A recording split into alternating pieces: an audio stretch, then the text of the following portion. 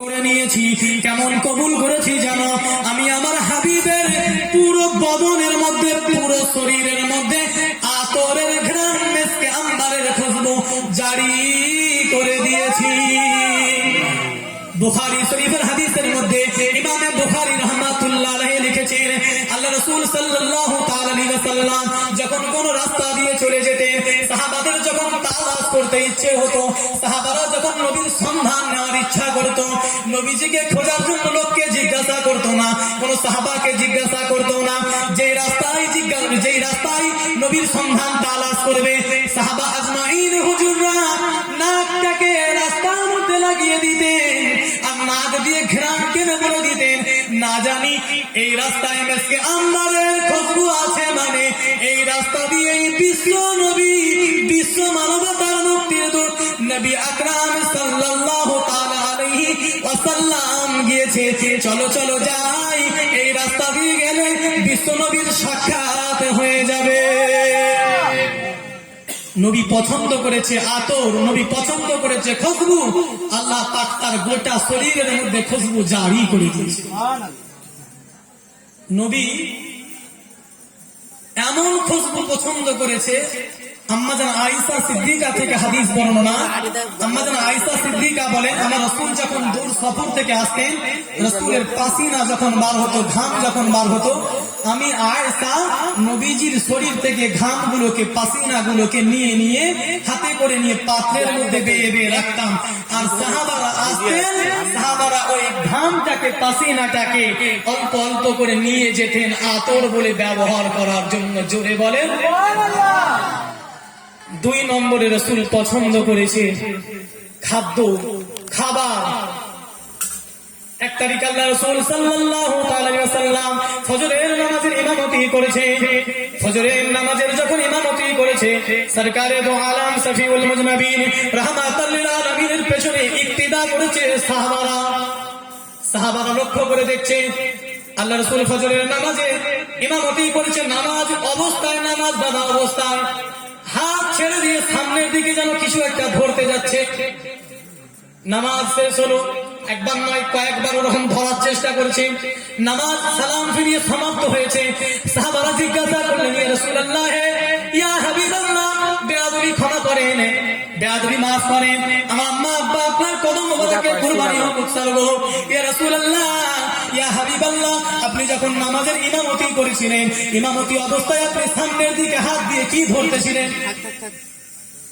আল্লাহ রাসূল বলল, সাহাবারা মুচকি হেসে রাসূল উত্তর দিল, ও সাহাবারা, তোমরা কি জানো, আমি যখন ফজরের নামাজের ইমামতি করেছিলাম, আল্লাহ পাক রব্বুল আলামিন জিবরিল আমিনকে পাঠিয়ে দিয়েছিলেন, আর জিবরিল আমিন এসে আমি মুহাম্মদ আমার সামনে জান্নাত থেকে আঙ্গুরের থোড়াগুলো, জান্নাত থেকে আঙ্গুরের থোড়াগুলো, জান্নাত থেকে আঙ্গুরের কাঁদিগুলো আমার সামনে ঝুলিয়ে দিয়েছে।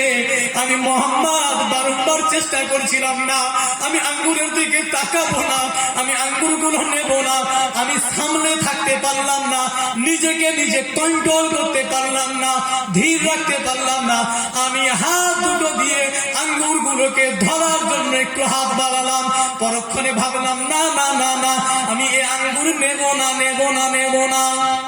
সাহাবারা বলছে, ইয়া রাসূলুল্লাহ, তবে কেন নিলেন না, বা নিয়েছিলেন, আপনি কি খেয়ে নিয়েছেন? আল্লাহ রাসূল বলছে, ও সাহাবারা, আমি ওই আঙ্গুর নিই না, কেন জানো? ওই আঙ্গুর যদি আমি একটা থোড়া নিতাম, ওই একটা আঙ্গুর কিয়ামত পর্যন্ত যত আমার আনেওয়ালা উম্মত আসবে, এসেছে, আছে, আরো যত আসবে, কিয়ামত পর্যন্ত তামাম উম্মতিরা খেয়ে নিয়ে তাও ওই একটা আঙ্গুর শেষ করতে পারতো না। আমি মুহাম্মদ চাই না, চাই না, চাই না দুনিয়াতে আমার উম্মত গুলো জান্নাতের স্বাদ নিতে যাবে।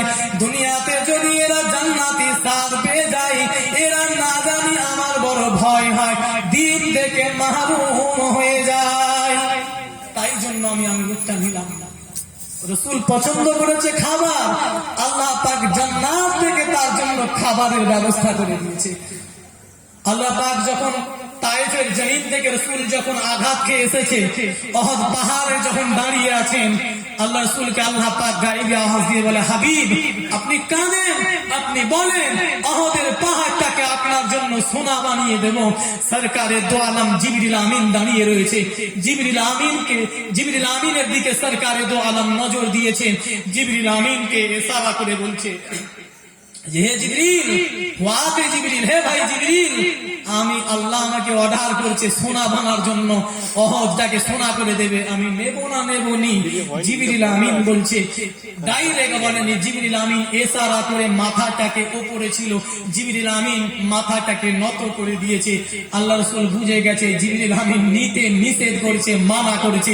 জিবরিল আমিন যখন নিষেধ করেছে, আল্লাহ রাসূল আওয়াজ দিয়ে বলে, ও রব্বে কাবা, আমার দরকার নাই সোনা, আমি মোহাম্মদ গরিবীটাকেই পছন্দ করে নিয়েছি।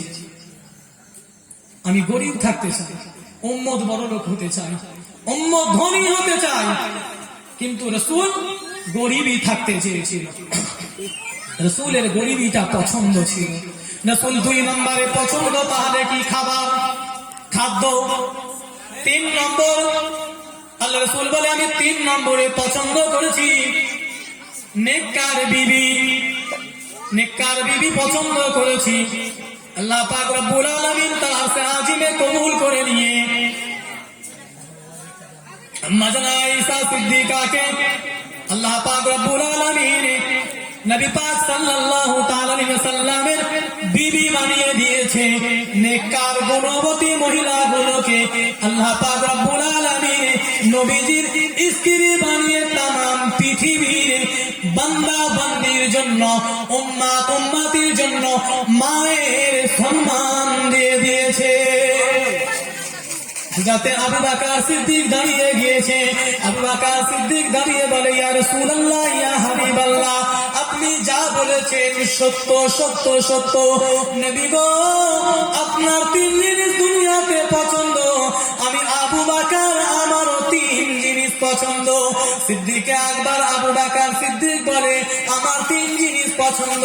আল্লাহ রাসূল বলে, আবু বকর কি 3 জিনিস পছন্দ বলো? সিদ্দিকে আকবর আবু বকর সিদ্দিক বলে, ইয়া রাসূলুল্লাহ, ইয়া হাবিবাল্লাহ, হুজুর 1 নম্বরে পছন্দ হলো আমি বেশি বেশি করে আপনাকে এই দুটো চোখ দিয়ে আপনাকে বেশি করে দেখতে চাই। আল্লাহ রাসূল যখন জিজ্ঞাসা করলেন কি 3 জিনিস পছন্দ, আবু বকর সিদ্দিক বলে, 1 নম্বরে আমি বেশি বেশি করে আমার 2 চোখ দিয়ে, 2টা নয়ন দিয়ে আপনাকে দেখতে চাই। ঘর দিয়ে কিছু মাঙ্গাবি, সোয়েটার ফোয়েটার, আমরা ঘর যাচ্ছি একবার, এখন নিয়ে আসবো সোয়েটার। আমি আসবো না। আপনি এবং আল্লাহ পাক যা বলবে, যখনই বলবে, তখনই আমি আমার সমস্ত সম্পদগুলো, অর্থগুলো, সব কিছু আমি আল্লাহর রাস্তায় দান করতে থাকবো, আল্লাহর রাস্তায় দিতে থাকবো। 9টার দিক করে দাঁড়া, আমি আবু বকর সিদ্দিক 1 নম্বরে পছন্দ করেছে। দাদা আছে। আবু বকর সিদ্দিক 1 নম্বরে পছন্দ করেছে আমি 2 নম্বরে আপনাকে দেখতে চাই। বেশি বেশি করে 24 ঘন্টার মধ্যে বেশিরভাগ সময়টা আমার হায়াতে জিন্দেগি নয়ন ভরে আমি আপনাকে দেখতে চাই।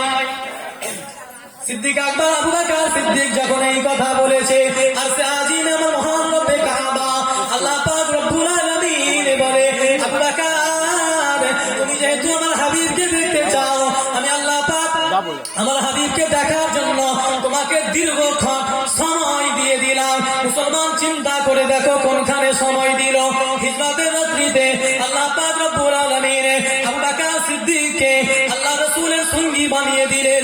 সিদ্দিক আকবর গুহার মধ্যে ঢুকে গেলেন, গুহার মধ্যে বসলেন। আবু বকর সিদ্দিক গুহার মধ্যে বসে রয়েছে। আবু বকর সিদ্দিকের জান মুবারকের মধ্যে আল্লাহ রাসূল সরকারে দো আলম মাথা মুবারক রেখে উনি ঘুমিয়ে পড়লেন। আবু বকর সিদ্দিক তার নয়ন ভরে রাসূলকে শুধু দেখতেইছে। আল্লাহ রাসূল ঘুমাচ্ছে, আল্লাহ রাসূল আরাম করেছে, আর আবু বকর সিদ্দিক নয়ন ভরে হৃদয় দিয়ে দেখছে। আবু বকর সিদ্দিক পছন্দ, আবু বকর সিদ্দিকের নিয়ত, আবু বকর সিদ্দিকের মনের চাহিদা এক নম্বরে রাসূলকে দেখা বেশি বেশি করে। তাই জন্য আল্লাহ পাক রব্বুল আলামিন গত কয়েকটা দিন টানা আল্লাহ রাসূলকে দেখার জন্য আবু বকর সিদ্দিককে আল্লাহ পাক সুযোগ করে দিয়েছে। 2 নম্বরে রাসূল জিজ্ঞাসা করলেন, আবু বকর তোমার আর কি পছন্দ? সিদ্দিক আকবর আবু বকর সিদ্দিক রাদিয়াল্লাহু তাআলা আনহু বলে, ইয়া রাসূলুল্লাহ, ইয়া হাবিবাল্লাহ, আমার 2 নম্বরে পছন্দ হলো আল্লাহ পাক যা বলবেন আমি আল্লাহর রাস্তায় আমার সম্পদগুলোকে শুধু দান করতে থাকবো, দিতে থাকবো, খরচ করতে থাকবো। আমরা এমন নবীর উম্মত, আমাদের মনের চাহিদা এমন। আজ জলসায় যদি আর মাহফিলের জন্য যদি চাঁদা চাওয়া হয়, কিছু টাকা নেওয়া হয়, আমরা বিরোধিতা শুরু করি। মসজিদের মাইনের জন্য আমরা বিরোধিতা শুরু করি। 20 টাকা 30 টাকা মাসিক বেতন, তাও ফের 36 মাস ডিউ থাকে। আর আবু বকর সিদ্দিক এমন নবীর প্রেমিক, আবু বকর সিদ্দিক বলে আপনি এবং আল্লাহ পাক বলতে থাকবেন আমি শুধু আমার আপনার রাস্তায় দান করতে থাকবো, ফি লিল্লাহি ফি সাবিলিল্লাহ, আল্লাহর রাস্তায় দান করতে থাকবো। তাই জন্য আল্লাহ পাক রব্বুল আলামিন আবু বকর সিদ্দিকের এটা কবুল করে নিয়ে আবু বকর সিদ্দিক যখনই দ্বীনের ডাক আসতো দান করার জন্য, লিল্লাহি ফি সাবিলিল্লাহ, তার সম্পদগুলো দিয়ে সে শুধু দেওয়াই চেষ্টা করতো, দিয়েই দিত, দিতেই থাকতো, দিতেই থাকতো। 3 নম্বরে আবু বকর সিদ্দিক বলে, ইয়া রাসূলুল্লাহ, 3 নম্বর পছন্দ হলো আমি আপনার শ্বশুর হওয়ার ইচ্ছা রাখি। আপনি আমার জামাই হবে, আমি আপনার শ্বশুর হব। আল্লাহ বলে, ও আবু বকর, তোমার মনের খায়েশ, তোমার মনের ইচ্ছা, তুমি শ্বশুর হবে। আমি তোমার কন্যা আয়েশাকে আমার হাবিবের স্ত্রী হিসাবে আরশে আজিমে কবুল করে নিয়েছি। সুবহানাল্লাহ। তাই জন্য আল্লাহ পাক রব্বুল আলামিন রাসূল ঘুমিয়ে আল্লাহ পাক রব্বুল আলামিন ফেরেশতাদের মাধ্যমে ছবি দেখিয়েছে এক রাতে। আল্লাহ রাসূল চিনতে পারেনি। দ্বিতীয় রাতে আবার ছবি দেখিয়েছে, রাসূল চিনতে পারেনি।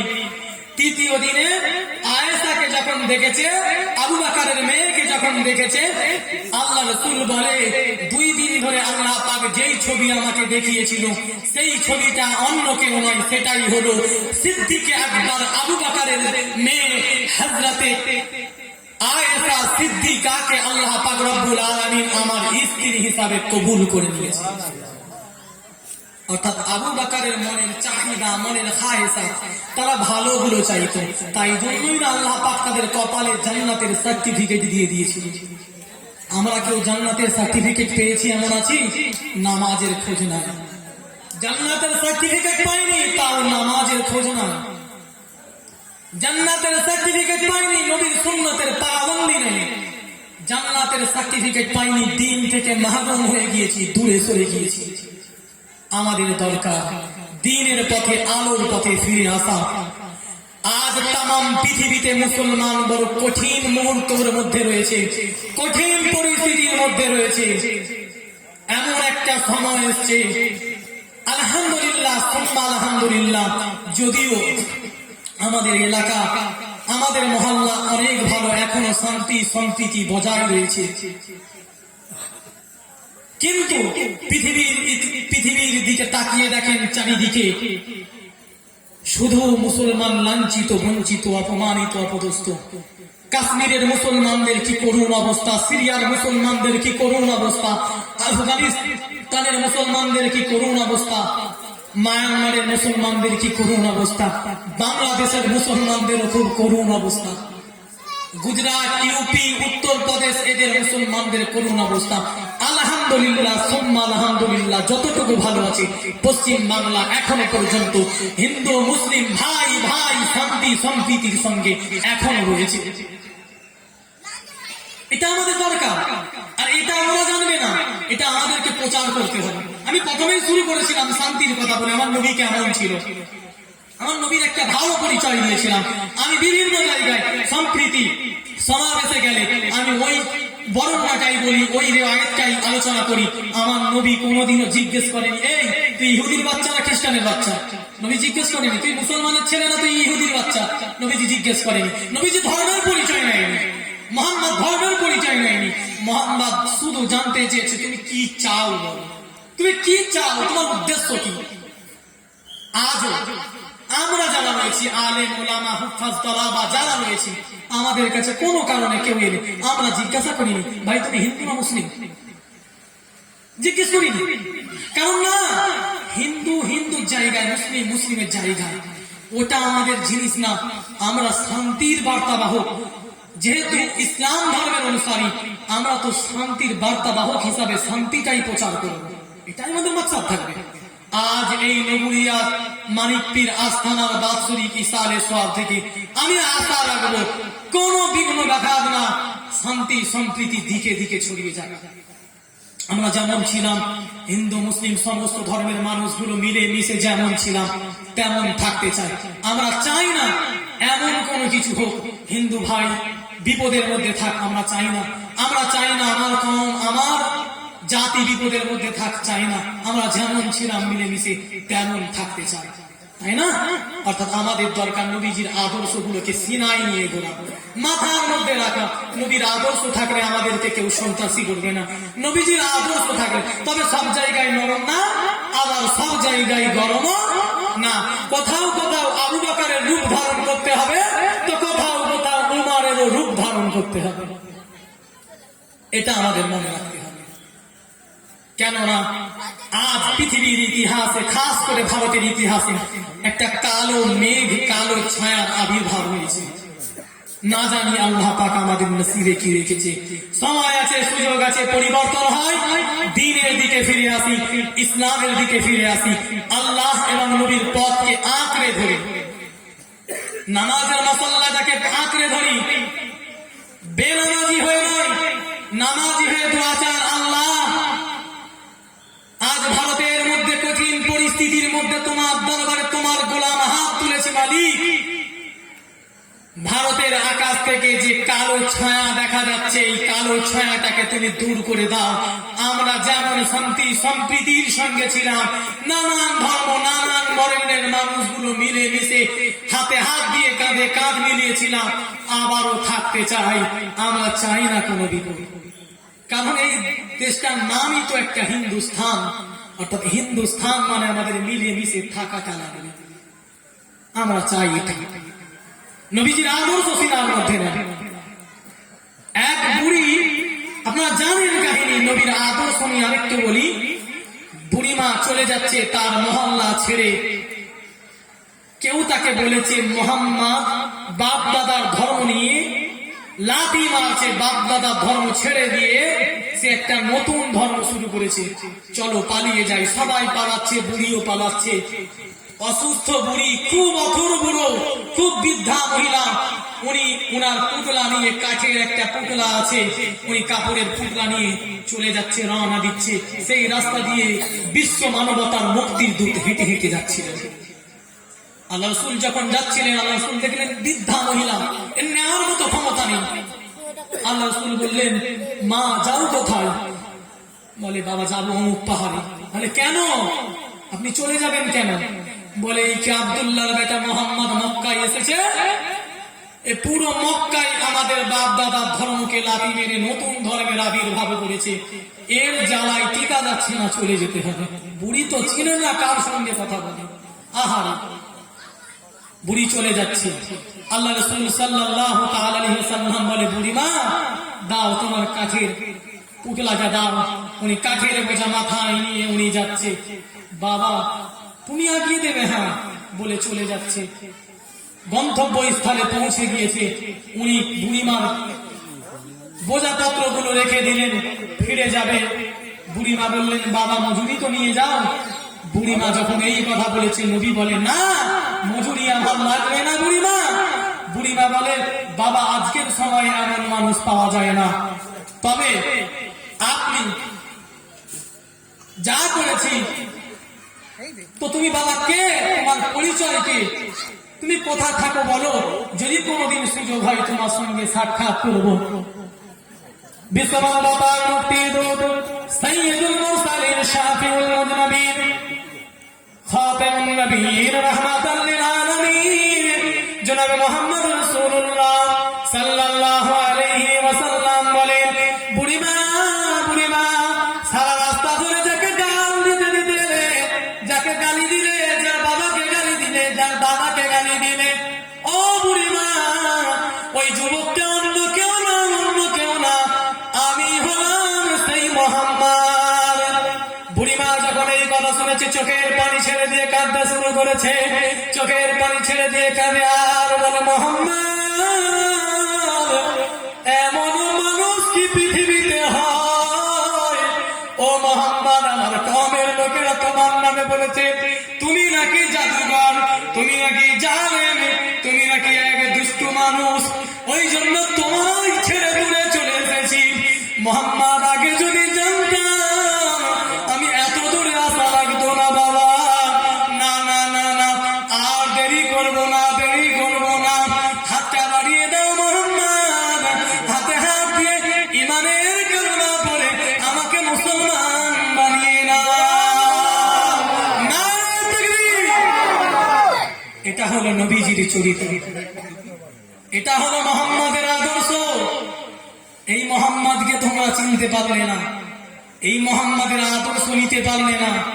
তোমার সামনে চায়ের দোকানে বসে তোমার নবীকে গাল দেয়, তুমি জানো না, তুমি বলতেও পারলে না, এই আমার নবী কি জানিস? তুমি তো বলতে পারবে না, তুমি মারতে পারবে, তুমি গোস্ত খেয়েছো, তুমি মারতে পারবে, মেরে ইসলাম জয় হয়নি। তলোয়ার দিয়ে একদল মানুষ বলে তলোয়ার দিয়ে যুদ্ধ করে মুহাম্মদ ইসলামকে প্রচার করেছে, না, তলোয়ারের আঘাত দিয়ে মার গুন্ডাগিরি করে জিহাদি করে ইসলাম জয় হয়নি।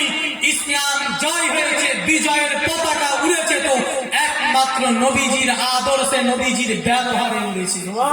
আরে জোরে বলেন সুবহানাল্লাহ। মুসলমানের গর্জন হবে বাঘের মতো, মুসলমান সব জায়গায় আওয়াজ দিতে পারে, সামনে ইলেকশন কত গোলা ফাটাবে। কোন বেদিন ভাই, কোন গায়ের কম ভাইয়ের এলাকায় ঢুকে দেখেন, যত না পতাকা থাকে, যত না ফ্ল্যাগ থাকে, মুসলমান এলাকায় ঢুকে দেখেন তার চেয়ে শত শত গুণ পতাকা, যত ইলেকশন সব এদিকে। তাই জন্য লাভ ঝাঁটা যা খায় সব মুসলমান খায়।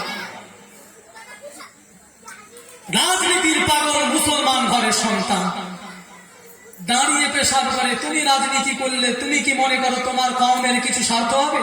চারানা উপকার করতে পারবে না। তোমাকে নিয়ে গায়ের কম লুটে নেবে, তোমাকে সব নিয়ে নেবে, তোমার মুখেতে মধু চিপকে দেবে, তুমি কথা পর্যন্ত বলতে পারবে না। পশ্চিম বাংলার ইতিহাসে এরকম, ভারতের ইতিহাসে শত শত নেতা মন্ত্রী রয়েছে যাদের মুখে মধু চিপকানো রয়েছে, কথা বলতে পারে না, হক কথা। তুমি ভাবো কি, আগে দিনের পথে আসো, তারপরে তুমি মানুষদের স্বার্থের জন্য, মানুষের জন্য, দিনের জন্য, কওমের জন্য, জাতির জন্য, মানবের জন্য, অধিকারের জন্য তুমি যাবে সেই জায়গায়। তুমি তো কিছুই, তুমি নিজেকেই নিজে সামলাতে পারো না, তুমি কি রাজনীতির মনে করো না? যদিও রাজনীতির আমি কিছু বুঝিনি, আমি কিছু বুঝিনি, আর রাজনীতির বিষয় আলোচনা করা আমি চারানা পছন্দ মনে করিনি। কারণ বর্তমান রাজনীতির আলোচনা করা মানে, আমার অনেক হিন্দু ভাই রয়েছে, আমার বন্ধু, আমার অনেক হিন্দু ভাই পরিচিতি রয়েছে, আমার সঙ্গে উঠা বসা করে যাতায়াত হয়। অর্থাৎ আমি যখন তার সঙ্গে রাজনীতির কথা বলবো, বর্তমান পরিস্থিতি এমন, শত্রুতা হবে, হয় ও দু এক কথা বলবো, হয়তো দুজনাই ঠিক বলবো, তাও একটা মনের মধ্যে দরকার নেই ভাই। কবি কাজী নজরুল ইসলাম বলেছিল, মোরা এক বৃন্দে দুইটি কুসুম হিন্দু মুসলমান, এই দুইটি কুসুম হিন্দু মুসলমান, আমরা এইভাবেই থাকতে চাই, আমাদের আর কিছু দরকার নেই। আরে এত বছর তো ছিল, দেশ স্বাধীনের পরে এত বছর তো মিলেমিশে ছিলাম। আজ কেন ভারতের ইতিহাসে মারামারি খোনাখুনি হচ্ছে? হিন্দু বস্তিতে যেতে গেলে, মুসলমান গেলে মনে হয় এই না জানি আমাদের মারে, মুসলমান হিন্দুর বস্তিতে গেলে না জানি মনে হয় মারে, হিন্দু মুসলিমের বস্তিতে গেলে না জানি, এটা আমার মনে হয়, না জানি কার কি মনে হয়। অর্থাৎ আমাদের এই মন মানসিকতার ভেতরে এই ভয় কে পয়দা করেছে? একদল উভয় ধর্মে গোঁড়ানো অশিক্ষিত মূর্খের ভাঁড়, তারা যাদের মধ্যে, আমি সব থেকে আগে একটা কথা বলি, যাদের মধ্যে ধর্মের জ্ঞান নেই, এরাই পারে বিদ্বেষ ছড়াতে, এরাই পারে, যে ধর্মের মানুষ হোক, ধর্মের জ্ঞান না থাকলে ও কখনো, কারণ আমি ভালো করেই জানি কোন ধর্ম অন্য ধর্মকে আঘাত করতে যতটুকু জানা, আমার যতটুকু জ্ঞান ইলম রয়েছে, তার মধ্যে যতটুকু দেখেছি, কোন ধর্ম এক ধর্ম অন্য ধর্মকে গালি পর্যন্ত দিতে শিখায়নি। সেই ধর্মের জ্ঞান থাকলে আপনি কি করে মুসলমানকে গাল দিবেন? মুসলমান কি করে অন্য ধর্মকে গাল দেবেন? অর্থাৎ ধর্মের জ্ঞানটা আগে দরকার, তারপরে আপনি আপনার ধর্ম নিয়ে লড়াই করবেন। আজকে যারা ভারতের ইতিহাসে এই বলছে এই রাজ্য বানাবো, এই রাজ্য বানাবো, ওই রাজ্য বানাবো, আমি নাম বলছি না, তাদের একটু জন্মকুণ্ডি তাকিয়ে দেখেন, ইতিহাস তালাশ করে দেখেন। যদি হিন্দু ধর্মের হয় ও জিজ্ঞেস করেন অমুক মন্দিরে কয়টা জানালা কয়টা দরজাও বলতে পারবে না। যদি মুসলিম ধর্মের হয় ওকে জিজ্ঞাসা করেন মসজিদের কয়টা জানালা কয়টা দরজাও বলতে পারবে না। যারা জিন্দেগিতে ধর্মের ভাব উঠে না, ওরাই ধর্ম নিয়ে রাজনীতির ময়দানে নেমে ধর্ম নিয়ে মাতামাতি করেছে। ছোট মুখে বড় কথা, এগুলো আমার সভা পাইনি, যদিও বলা কর্তব্য, বলতে হয়। জায়গায় বসেছি বলার জন্য, বলতে তো হবেই, না বলে বলে তো এই দশা, বলতে আমাদের হবে। আজকে যারা এই মজলিস করেছি, শেষ বেলায় বলি, আমরা যারা এই মজলিস করেছি, আমাদের দরকার যে যাই করি যতটুকু সময় পাই অন্তত নামাজই হবো, নামাজ পড়বো, নামাজ ছাড়া কোনো গতি নেই। ছোট্ট একটা কথা বলি সংক্ষেপে, আমার উস্তাদ হুজুর চলে এসেছে, উনি এখনই চলে আসবে হয়তো কিছুক্ষণের মধ্যে, উনি ওনার টাইমে ঠিক চলে আসবে। আমি ছোট্ট নামাজ নিয়ে একটা কথা বলি। নামাজ পড়লে, আচ্ছা সবাই আমরা মাশাআল্লাহ যারা নামাজ পড়ি, আচ্ছা নামাজ যারা পড়ি আমাদেরকে কি আল্লাহ ঘরে ঘরে খাইয়ে দিয়ে যায়? খাইয়ে দিয়ে যায়? আর যারা নামাজ পড়িনি আমাদের, অর্থাৎ আমাদের এই জিনিসটা জানতে হবে, নামাজ আমরা যারা পড়ি বা পড়িনি, আল্লাহ আমাদের জন্য কি রেখেছে? নামাজ কি আমাদের খাওয়াতে পারবে? এই জিনিসটা আমাদের দেখতে হবে। হ্যাঁ, নামাজ তোমাকে সব কিছু দিতে পারে। নামাজের মধ্যে আল্লাহ তাকে এমন একটি মধুত্ব ক্ষমতা দিয়েছে। কি ক্ষমতা? আবু বকর সিদ্দিক রাদিয়াল্লাহু তাআলা আনহু, এই হযরত উমর ফারুক রাদিয়াল্লাহু তাআলা আনহু মসজিদে নববীর মধ্যে গিয়েছে। মসজিদে নববীর মধ্যে গিয়ে দেখছে এমন একটা সময় গিয়েছে যে সময় মসজিদে কেউ থাকে না।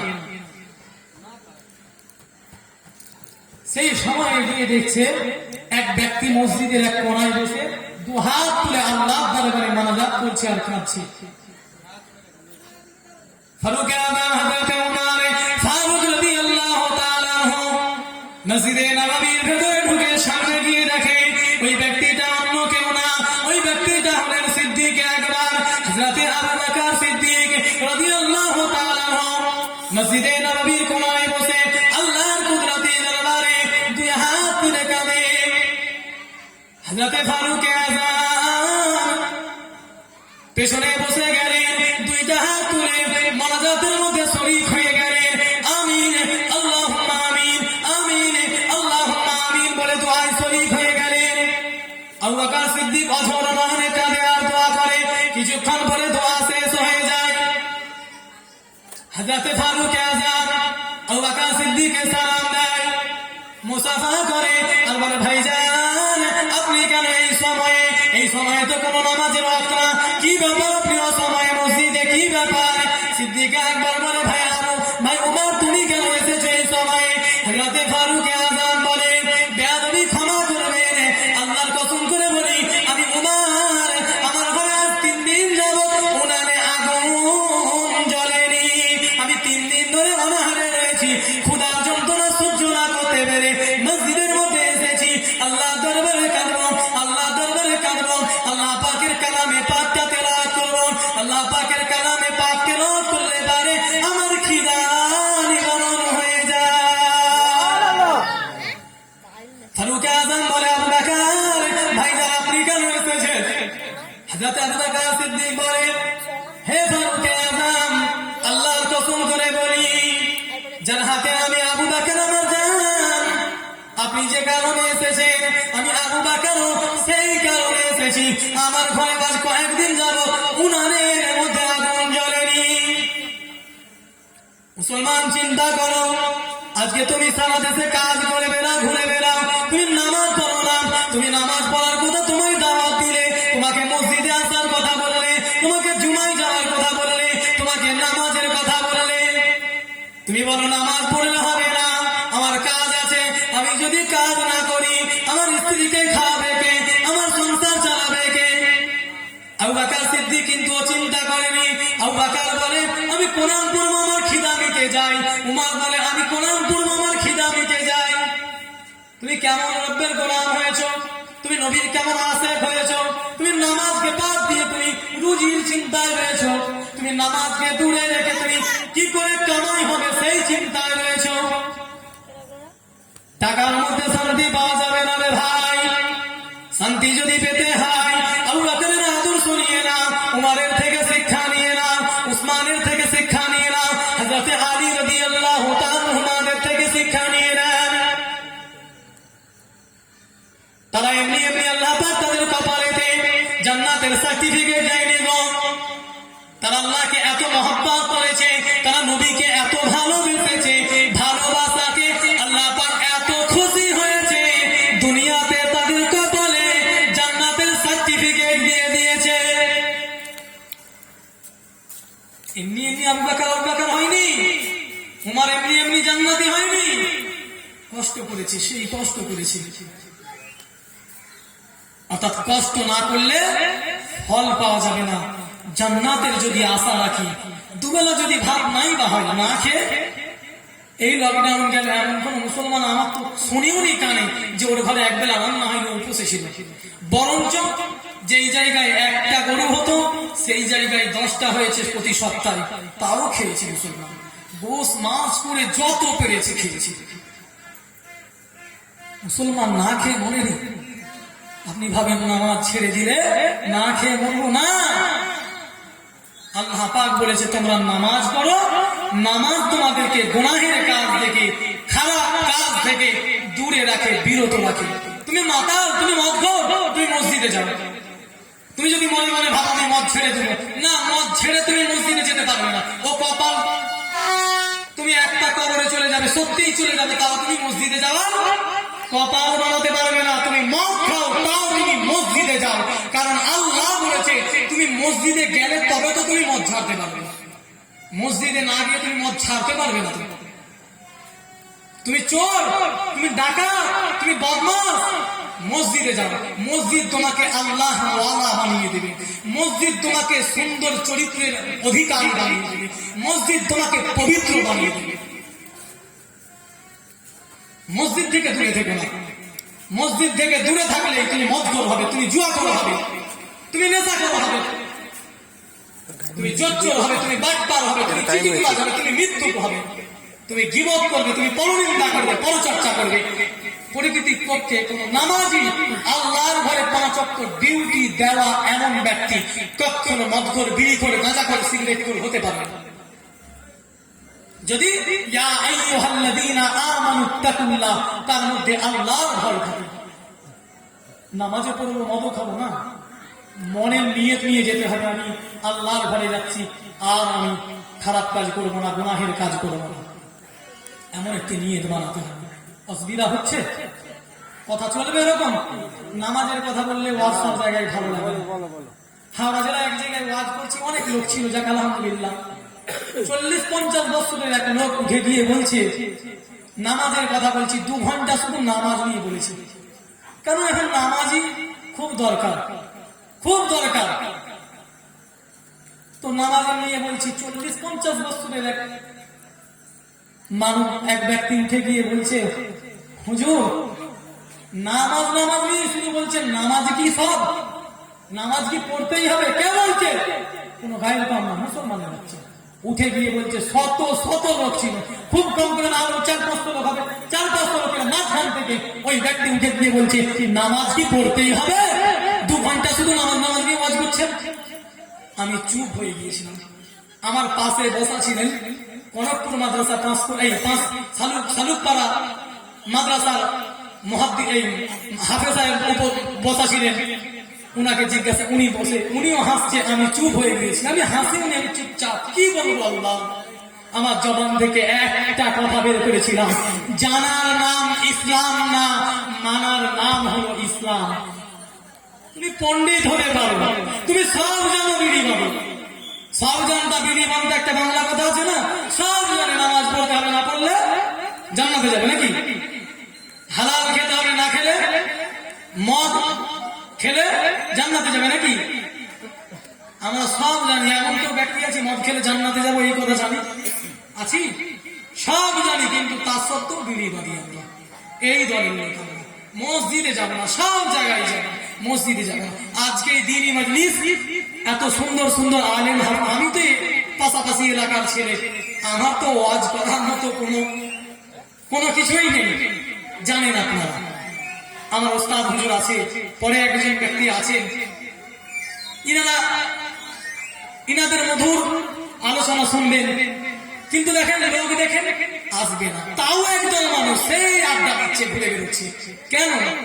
আজকে যদি জলসা না দিয়ে কিছু না, এই দুই দিকে যে দুটো বক্স লাগানো, ডিজে লাগানো আছে, এই দুই পাল্লা না কি পাল্লা বলে, এইগুলোকে যদি শুধু হাজির করে, আর যদি কোন রকম একটা ভাড়ায় যদি নিয়ে আনা যেত,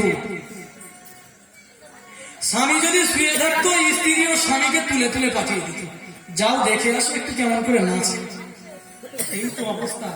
এ যা তো মার খাবে না, মার খাবে খাবে কে?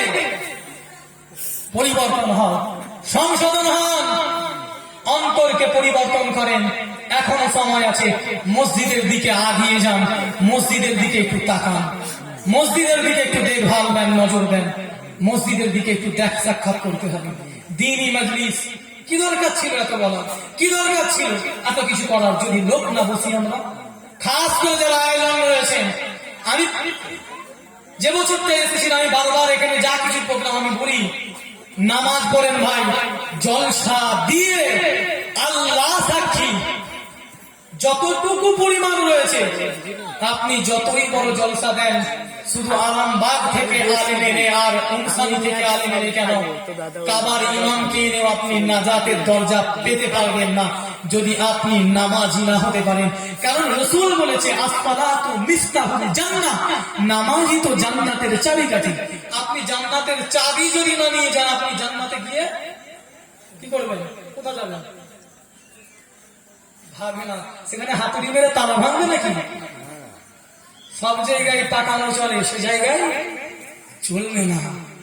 তুমি দুনিয়াতে তোমাকে নামাজের কথা বললে, তুমি বলো নামাজ পড়তে হবে, এখনই কেন পড়বো? চুলদানি পাকক না, তারপরে নামাজ পড়বো। তুমি লক্ষ্য করো না, 10 বছর 12 বছরের ছেলেগুলো কবরেতে ঘুমিয়ে রয়েছে, তুমি একবারও চিন্তা করলে না? তুমি নিজে তাকে কবরের মধ্যে নামিয়ে 3 মুঠো করে মাটি চাপা দিয়ে এসেছো তার বুকের মধ্যে। তুমি কোনোদিনও কল্পনা করতে পেরেছিলে না তোমার বন্ধুরা দুনিয়া ছেড়ে বিদায় নেবে। তুমি কোনোদিনও কল্পনা করতে পেরেছিলে না তোমার বাচ্চাটা দুনিয়া ছেড়ে বিদায় নেবে। তুমি কিসের বাহাদুরি দেখাও? তুমি কিসের জন্য তুমি মসজিদে যাও না? তুমি কিসের জন্য মনকে বলো মন আর একটু বয়স হোক তারপরে নামাজে যাবো? চিন্তা করো, চিন্তা করো। আমি থাকি এক মসজিদে, ছোট্ট এক বাচ্চা কঠিন এক রোগে বিমারিতে ইন্তেকাল হলো। আমি মনে মনে ভাবছি, আল্লাহ, এত ছোট্ট বাচ্চা, মাসুম বাচ্চা, 10 বছর কি 11 বছর ছেলে, ওর তো এখন গোনা লেখা তার মানে শুরু হয়নি, 19 পা। ও মালিকের জানাজার নামাজ আমি কি করে ইমামতি করে দেব? আমার মনটা খুব ভয় করছে, কাঁদছি আমি, কেন বাবু? আরে আল্লাহ, এই বাচ্চার কি করে আমি জানাজার নামাজ পড়াবো? আল্লাহ, এই রিস্তা এর জানাজার ইমামতি করবো, আল্লাহ তুমি কিছু একটা ব্যবস্থা করে দাও। তো আমার এক ওস্তাদ, তার কোনো আত্মীয়, উনি গেলেন, উনি গিয়েছে। তো আমি তো জানি আমার ওস্তাদ এসছে, ওনাকে ছেড়ে দেবো। তারপরে উনি বললেন, আমার রিলেটিভ হয়, না আব্বা, আমার ইচ্ছা আমি জানাজার নামাজটা যাতে পড়াই। আমি বললাম, আলহামদুলিল্লাহ, আল্লাহ পাক আমাকে বাঁচিয়েছি। এই ছোট্ট বাচ্চার জানাজায় জানাবো কি করে, এটা আমি ভেবে উঠতে পারছিলাম না, মনকে বুঝাতে পারছিলাম না যে মন, এই জায়গায় তোকেও যেতে হবে। এই জায়গায় বাচ্চার লাশ না হয় তুমি তো লাশ হতে পারতো। কত বাচ্চা দুনিয়া ছেড়ে চলে গিয়েছে। আমার সঙ্গে আমার কত বন্ধু ঘুরতো, আজকে তারা কবরের মধ্যে ঘুমিয়ে রয়েছে। আমার সঙ্গে কত আমার সঙ্গী সাথীরা ঘুরতো, আজকে তারা কবরের মধ্যে। অর্থাৎ আমাদের দরকার কবরের কথা চিন্তা করে, মৃত্যুর কথা চিন্তা করে অন্তত নামাজের দিকে আগিয়ে আসা, নামাজের দিকে আগিয়ে আসা, নামাজ পড়া। নামাজ ছাড়া মুসলমানের কোনো গতি নেই, নামাজ ছাড়া মুসলমানের কোনো গতি নেই। নামাজ আপনাকে আমাকে পড়তেই হবে, নামাজ আমাকে আপনাকে পড়তেই হবে। নামাজ ছাড়া কোনো গতি নেই, অর্থাৎ এই নামাজ আমাকে পড়তে হবে। ইনশাআল্লাহ আজকে যারা আমরা উপস্থিত আছি, ফজর থেকে বা কাল জোহর থেকে নামাজ পড়বো ইনশাআল্লাহ? আরে বলি ইনশাআল্লাহ। ইনশাআল্লাহ। যদি হাত তুলেন দুটো, আর হাত তুলে যদি ইনশাআল্লাহ বলেন, আল্লাহ না করুক যদি আজকে রাত্রিতে ইন্তেকাল হয়ে যায়, মরণ হয়ে যায়, আপনি নিঃসন্দেহে আল্লাহ যদি চাইতো আপনি জান্নাতি হয়ে যাবেন, কারণ আপনি ওয়াদা করেছেন নামাজ পড়বেন। মনের উপরে নেন না, আর কবে নামাজের নিয়ত করবেন? নিয়ত করতে হবে তো। আমি প্রথমে একটা কথা বলতে বলতে কিছুটা বুঝেছিলাম, বুঝাইনি। খাওয়া নিয়ে আমার পেটে যদি খিদে হয়, আমাকে খাবার দিয়েছেন মা, আমাকে তো হাতে তুলে খেতে হবে নাকি? না আমি 40 বছরের বুড়ো, আমাকে এখন হাতে তুলে খাওয়াবে? খেতে হবে তো নিজে হাতে তুলে। আমার যদি জান্নাতে যাওয়ার ইচ্ছা থাকে, আমাকে তো মসজিদ পর্যন্ত হেঁটে যেতে হবে। তুমি হাঙ্গামা পর্যন্ত হেঁটে যেতে পারো, তুমি বিভিন্ন অর্কেস্ট্রার হেঁটে যেতে পারো, তুমি বিভিন্ন ফাংশনে হেঁটে যেতে পারো, তুমি বিভিন্ন আরাম জায়গায় হেঁটে যেতে পারো। তুমি মুসলমানের বাচ্চা, তুমি মসজিদ পর্যন্ত হেঁটে যেতে পারো না? তোমাকে কি কোলে করে নিয়ে আল্লাহ জান্নাতে নিয়ে যাবে? তুমি আশা করো? তাহলে মনের আশা রাখতে হবে যে আমি জান্নাতে যাব, এই উদ্দেশ্যে এই নিয়ত রেখে আমাদের দরকার। নিয়ত করি না ইনশাআল্লাহ আমরা কাল থেকে ফজরের নামাজ থেকে ইনশাআল্লাহ নামাজ পড়বো ইনশাআল্লাহ। আল্লাহ পাক কবুল করুক, আমাদের হৃদয় আমাদের দিলকে পরিবর্তন করে যারা ওয়াদা করেছি, যেমন আল্লাহ আমাদেরকে মসজিদ মুখী করিয়ে দেয়, 5 ওয়াক্ত নামাজি বানিয়ে দেয়, সকলে বলি আল্লাহুম্মা আমিন। যদি একজন, এই যতজন ওয়াদা করেছেন, একটা বেনামাজি ভাই, একটা বেনামাজি আব্বা যদি নামাজি হয়ে যান কাল থেকে, আল্লাহ সাক্ষী এই মজলিসটা, এই মাহফিলটা হয়তো আল্লাহ পাকের দরবারে কবুল হয়ে যেতে পারে। আর যদি এক থাকি